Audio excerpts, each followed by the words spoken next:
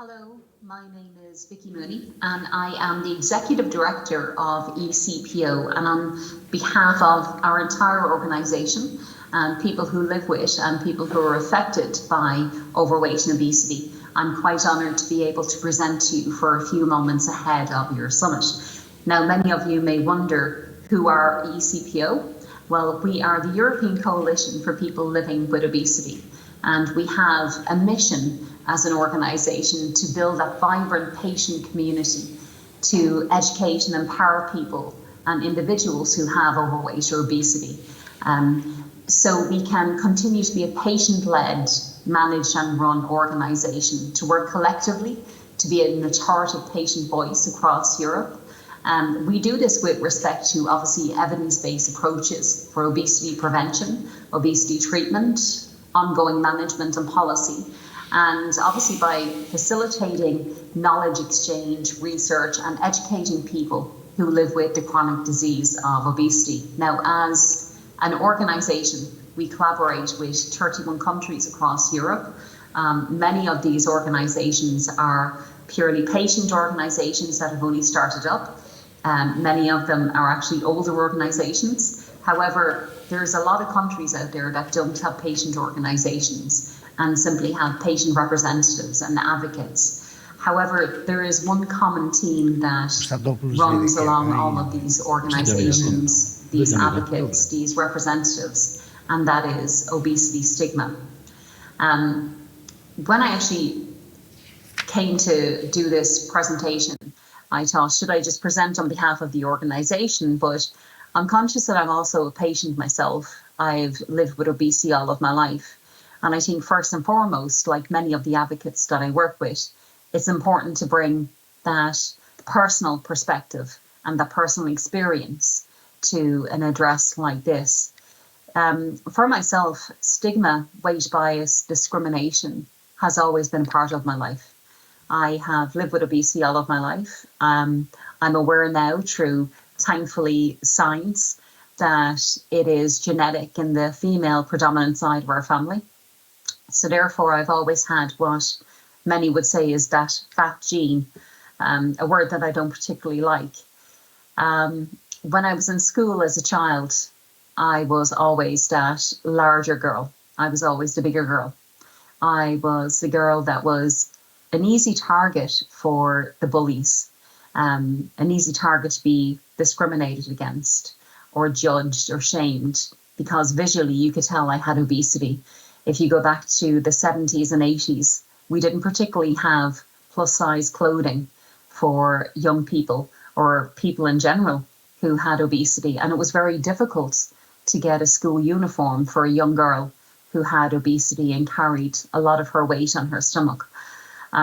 So I was the easy target, unfortunately.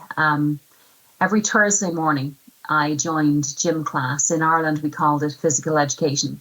And despite the fact that I could actually run really fast, I was the girl that was left to last, always picked last by my peers. So we'd have two teams, and this was led by people in my class, and they would pick from everybody else in the class. We'd stand there in a line, and I was just always picked last, which was embarrassing, made me feel quite worthless. Quite a difficult thing to face, knowing you're going to school as a young girl on Thursday mornings. When I was 13 years old, I didn't realise at the time, but I had IBS, irritable bowel syndrome, and it wasn't helped by the fact that I was surrounded by anxiety within myself due to how I was treated by my peers. But I had a particularly bad incident at home where a paramedic had to be called, and the ambulance arrived, and I was upstairs in the bathroom in our home, and the paramedic said to the other, when they put me on the bed to carry down the stairs, "Why do we always get the fat ones?" And I was 13 years old, and that incident has stuck in my mind. I felt so embarrassed about my weight. Unfortunately, on the way to the hospital, Obviously, my IBS got worse due to the increased anxiety and the upset. So when I look at my experiences, I think of, if I have these experiences and I speak to my patient community and the people that I work with, how many other people out there have horrendous experiences purely due to the fact that they had obesity or overweight.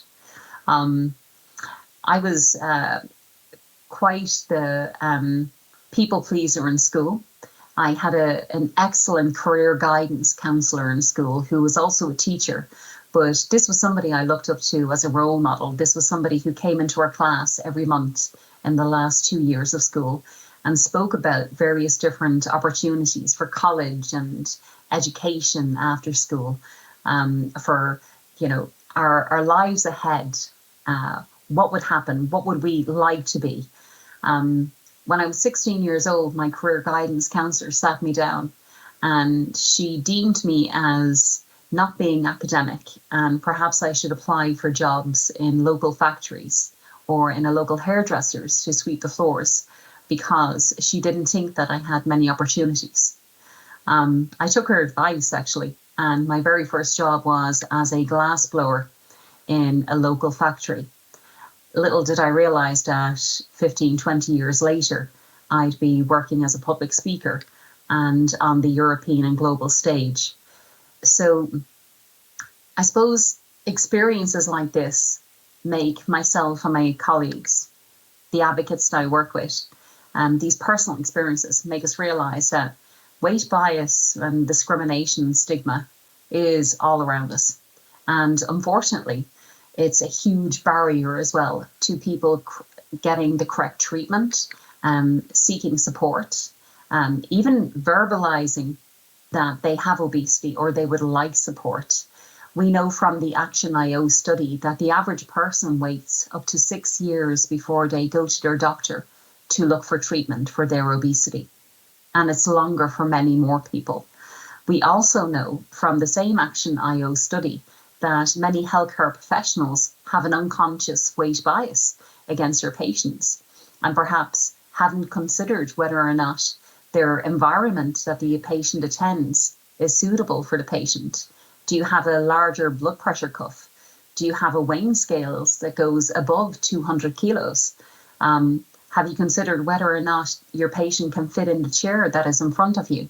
All of these are barriers, and many of this is unconscious. So I suppose really as a patient community, we work to address this and to open that conversation around what is needed for people who have overweight and obesity. And really, when you think of it, we think of how does weight bias, how does stigma, how does discrimination affect a person who has obesity? In many ways, it can give you feelings of not fitting in, not being normal, whatever normal is, feelings of not being accepted or respected as a human being. It leads to internalized weight bias and stigma, where you have negative self-talk. You have feelings of shame, where you blame yourself. Many people don't realize that obesity is a chronic, relapsing and progressive disease. So there is that lifestyle blame, and many people blame themselves. It can leave you very vulnerable. It can lead to stress, anxiety, depression. We've seen patients with suicidal thoughts, eating disorders. Behaviorally, it can leave people feeling helpless and unable to engage with a healthcare professional. Binge eating disorders reduce physical activity.